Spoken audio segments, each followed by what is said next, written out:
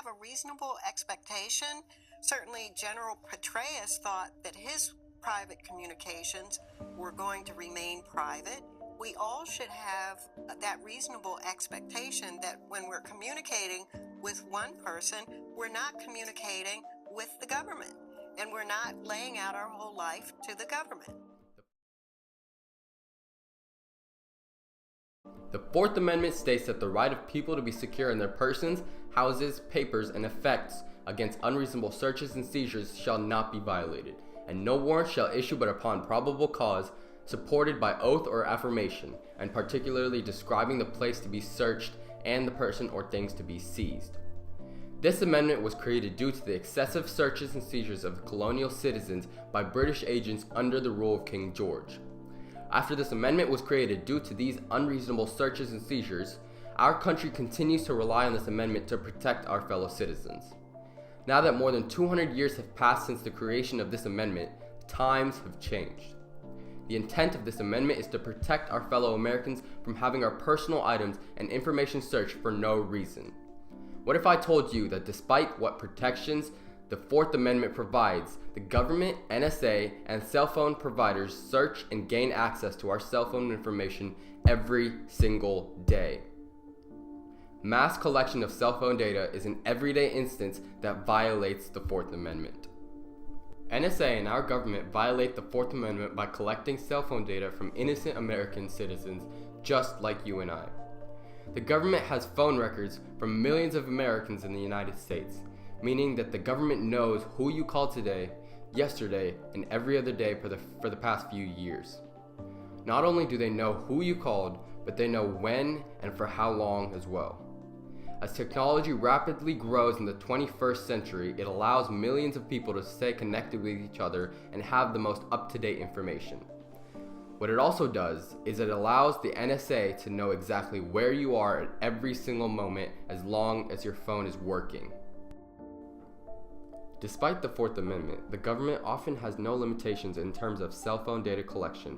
These limitations need to be laid out clearly for the protection of our citizens, as mentioned by Assistant Professor of Law at UNT Dallas College of Law, Brian L. Owsley. Essentially, the Fourth Amendment is what sets out the limits. So, for example, there has to be some probable cause. In other words, when you go before a judicial officer, a magistrate judge, a district judge, a trial judge, there has to be some basis for establishing that based on probable cause. You have to have some particularity. So it's not that we want to search everything that a given person has, all their computers or things like that.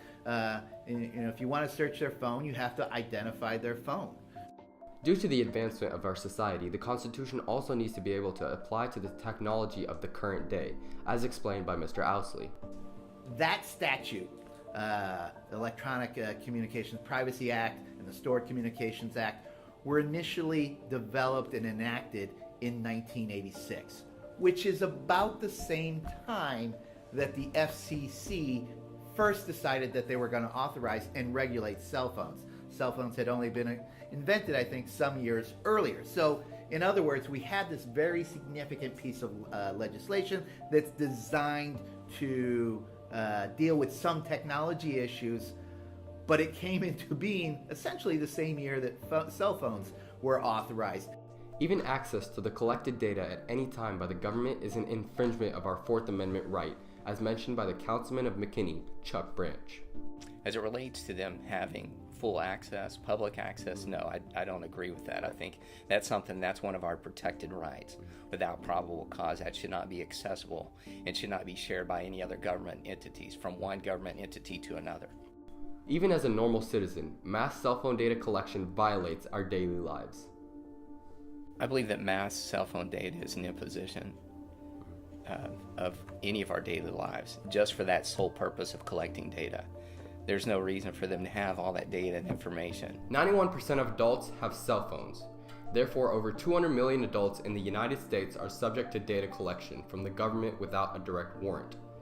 Under the Foreign Intelligence Security Court, or the FISC order, cell phone providers such as Verizon are compelled to turn over to the NSA the phone numbers of both parties on a call, location data, time of call, call duration, and unique identifiers.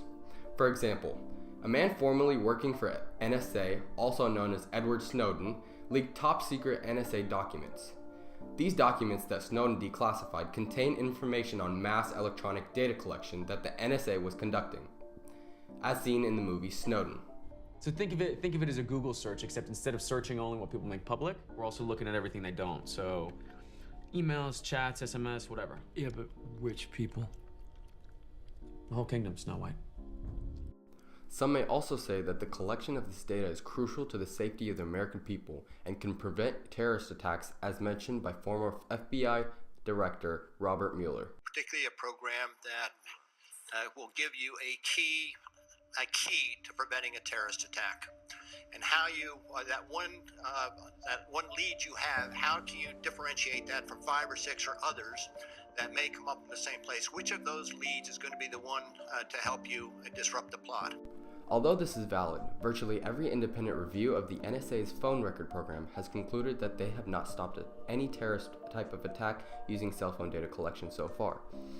In fact, the government could easily track down possible terrorists by issuing targeted requests to search specific phone numbers. Our government does not need to break the Fourth Amendment as a means of safety. There are other means to find and track terrorists. Not only can the FBI watch list be used as a means, but if the government wants to collect information on a specific individual, they can, as long as they are subject to probable cause.